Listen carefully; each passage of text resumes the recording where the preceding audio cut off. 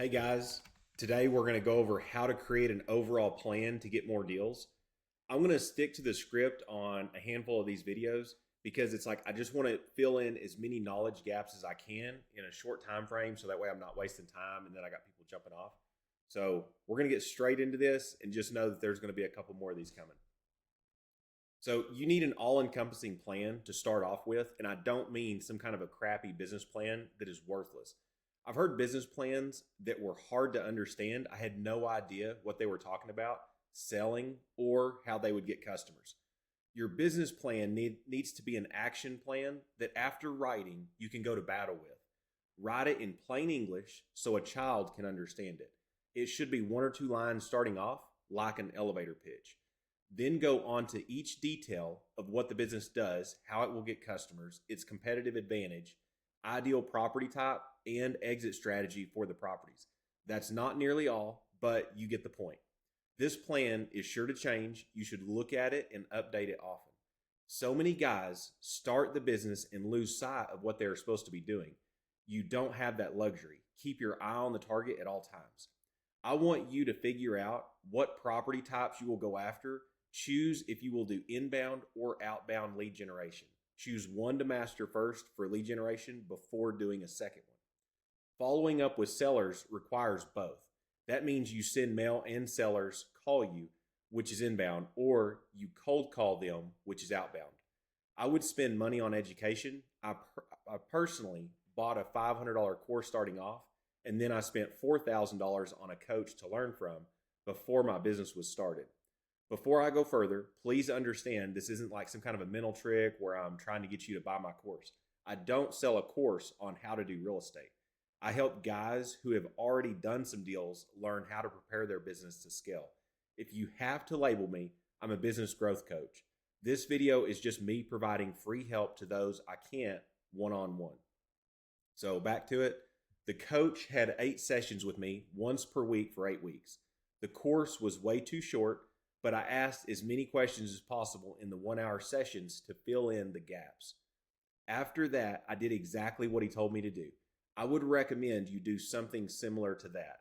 Remember, the bigger the coach, the less direct help you will get. I wanted somebody who I could work one-on-one with. So the big guys in real estate just sell a course and you don't get enough personal help. It's like throwing a kid into a pool to teach them with 50 other kids instead of one-on-one help. There are too many different property types and too many different marketing methods for me to want to teach all of that right now. You've probably got hundreds of different business models, and then you've got, I don't know, tens or dozens of different marketing strategies, and it's just too much for me to try to like put all that out there and then teach you each one. And two, there's a lot of them that there's no way I'm going to be a master at because I haven't done it. So that's why I always recommend picking a couple different people. So seriously, the only way I know how to get ahead is to spend as much money as possible on coaches, consultants, and then go to a couple group meetings as often as you can. That allows you to see the different models, strategies, and then for you to even at some point kind of Frankenstein together a business. For the record, my business doesn't really look like anybody else's. Like I've kind of learned different things and then put it together for something that fits my personality type. So everyone's fear, but what if I get a terrible coach? I've had that same experience and it sucks. Who cares though, really? If you choose 5 coaches to work with, go with the one you think will get you the results that you want first, then go through the list. So what if you get burned once or twice? It just doesn't even matter. Just keep moving. Don't think you're going to win in 1 month. You're trying to set yourself up for years to come. If you try to build a large building on sand in 1 month, it'll fail. If you spend time on building the foundation so you can keep building the same building higher for years to come, that is a much better way. As far as my education goes, I've paid about 7 coaches in real estate to learn from, so that way I could keep changing my business model as competition has risen. Yes, I'm well aware there are free coaches out there. Please know some things can be more costly than others, even when they are free. If you don't have direct access to them when things go bad, then that means you don't have a coach or a mentor. Like right now, I can make this as valuable as possible, but when things go bad, you need answers in hours or within a day. I promise things will go bad. Sometimes multiple things can happen as far as obstacles on the same deal. Moving on. I keep the same business model, but I have pivoted from smaller properties to larger. I do land, by the way, but there is no difference. A deal is a deal. Business is business as far as principles go. It makes money or it doesn't. At this point in the starting out phase, you need to get a deal by any means necessary. Most people don't have enough money to do what really needs to be done.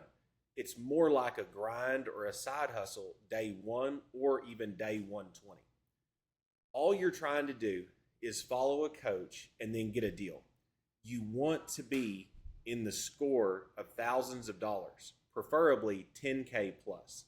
I know it is easier said than done, but it's like you've got to have enough just to start out marketing.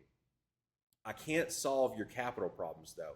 So from here on out in the presentation, this is pretending you have several $1,000s. If you have 10,000 plus, you could hire a virtual assistant on day one, possibly. It depends on your earning potential while doing this and your tolerance for risk. So just don't be reckless. If you don't know what you're doing, you'll just blow or lose your money over time. If you can't stomach losing all of your money, if it doesn't work out, you shouldn't be doing this to begin with. Entrepreneurs are those that take capital risk. I started with $25,000, which in real estate isn't much. Everyone starts somewhere.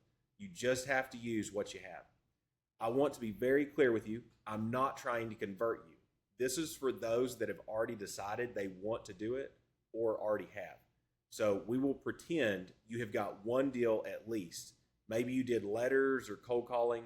Now you have $10,000 or more, hopefully, from a real estate deal. And that could be like one that you flipped or whatever. The next process is very carefully looking at what you did to get the deal.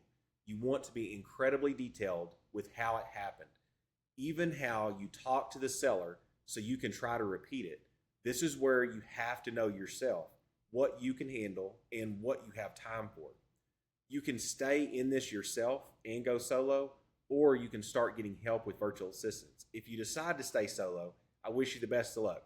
I will still cover more things in this video that will help you, but for those that want help with VAs, we are going to cover that. I have another really long detailed video that covers them, but I want this to be in order at a high level in order to be a blueprint for you to learn from. So just don't copy this outright. When hiring virtual assistants, you should choose a position to outsource that will set you up to do the most valuable task in your business. If you're getting leads through cold calling, I would say to hire someone to cold call for you. Then you can look up the deals and talk to sellers about the details. You could hire as many as you want, but don't get into a bind financially. You don't want to hire people and run out of money in 30 days. Be realistic in knowing you could blow through $10,000 and get no deals. Then you have to start back over. That's why it's important to not overdo your expenses until you know how to do this repeatedly. For the cold callers to bring you enough deals to make it start feeling like a real business, you need 3 to 5 callers, calling 5 days per week. Now, think about how much money that is and the cost of the data and the skip tracing. Labor per month, so let's say 4 weeks per month, 40-hour weeks with 3 callers at $4 per hour. That would be $2,076 a month, just in the labor from the virtual assistants. Now, the data needed per month could cost a few hundred to a few thousand, depending on where you buy that data. Skip tracing could cost $2,000 per month, plus or minus, just depends on where you get it. So yeah, $4,000 to $5,000 a month in straight expenses without softwares or other business expenses. So you got to be really careful here. Keep in mind, it'll cost way more than this if you use a call center. I mean, it could literally cost $3,000 or more per month because you might be paying cold callers with the call center, about $6 an hour. So just, again, be very careful. So in the spirit of what it takes to hire someone, here's what that would look like.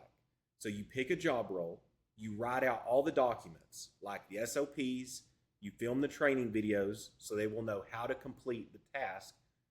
And then to shortcut the SOP process, just screen record you doing the task, and those will now be your version 1 SOP. So imagine you're putting together a Google Doc just like I did for this video. I'm using Loom, and then this is my controls here. super easy, and it is really not that big a deal to create training videos. You should be able to do it in your sleep. Uh, After you've done it maybe 2 or 3 times, there's nothing to it. So we will use a cold calling position as an example.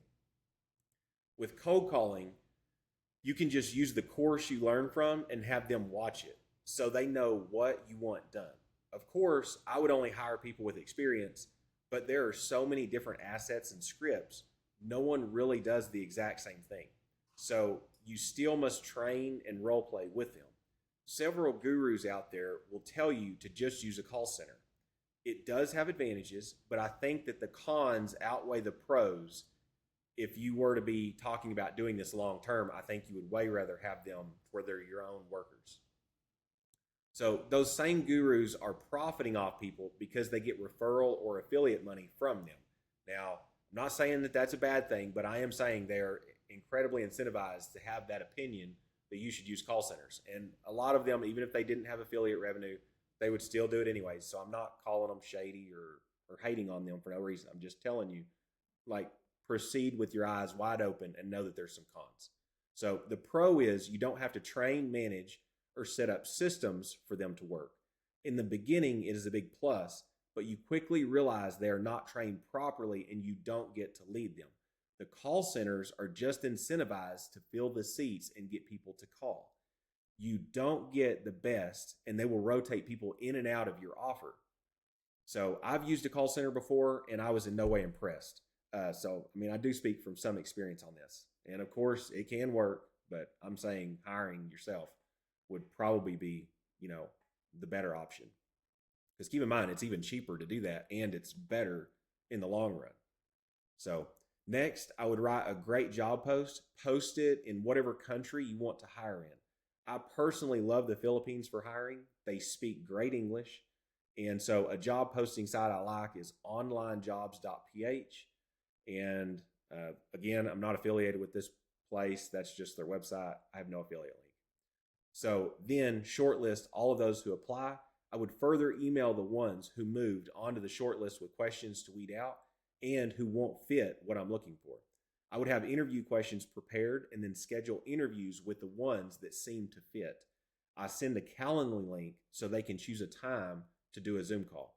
During the interview, just ask the questions and find the best person. Hire with previous experience so you are more likely to have success with them. Role play with them to see how they do. Once you pick the person you want, they need to be onboarded into your company. They will need access to the necessary softwares like the dialer, the CRM, file sharing, and whatever tools they need.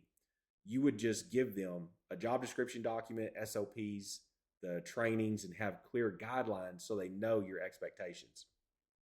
So also, and this is something that you would want to do, during the interview, is be sure to explain the vision of the company and make sure they are a great culture fit.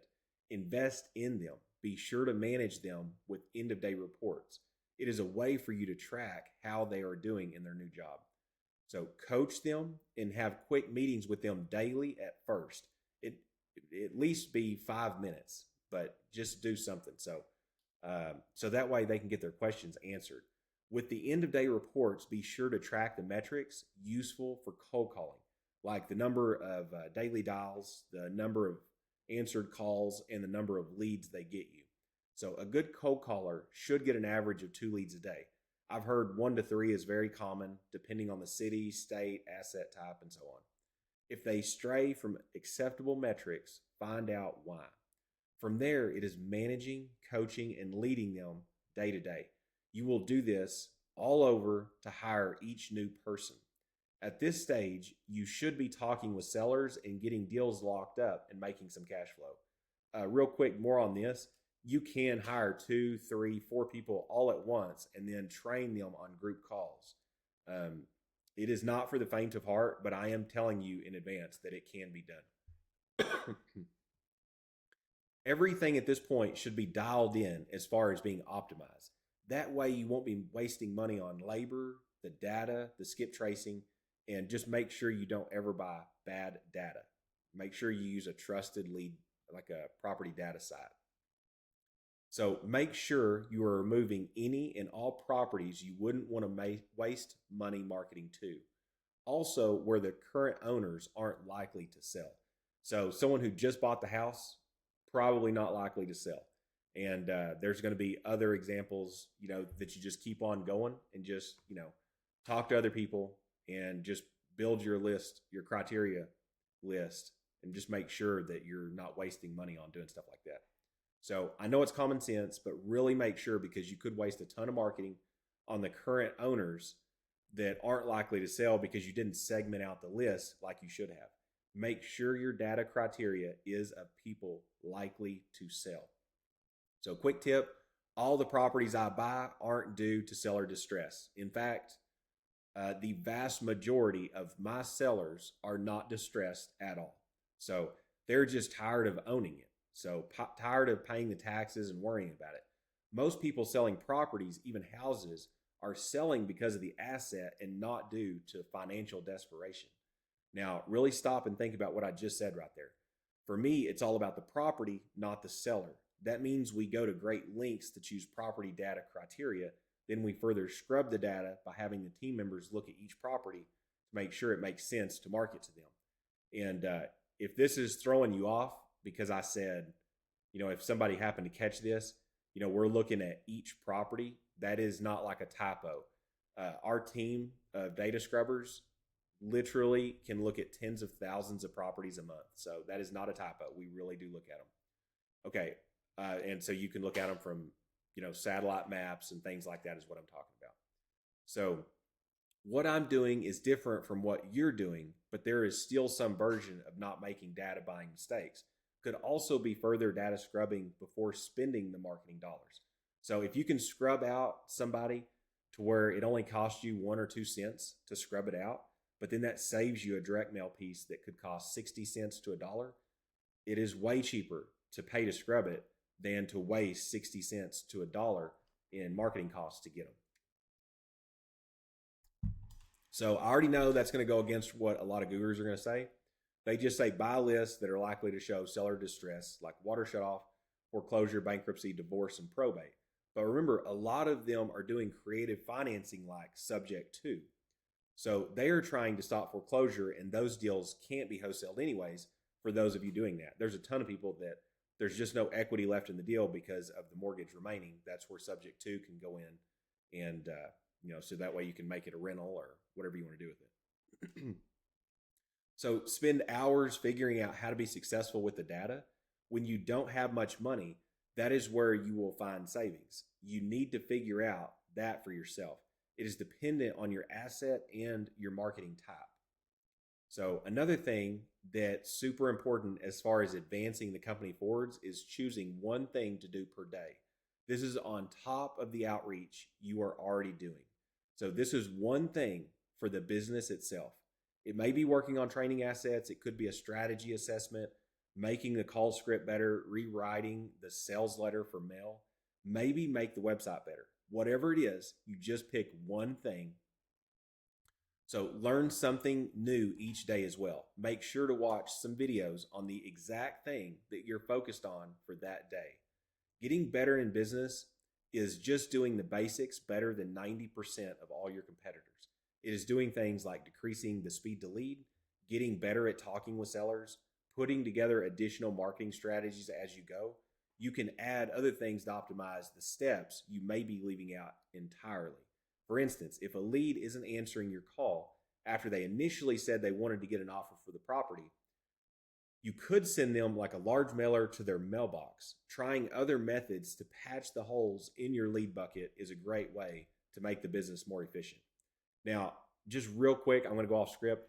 I want y'all to know that if y'all don't know this, there are people that are sending, we're talking like after the person has called into their call center or to their company and they can't get back a hold of them, there are people reaching back out to them 300, 400, 500 times in order to finally get a deal locked down. There was a mastermind and it took 350 contacts before they were able to get this property that was in the hundreds of thousands.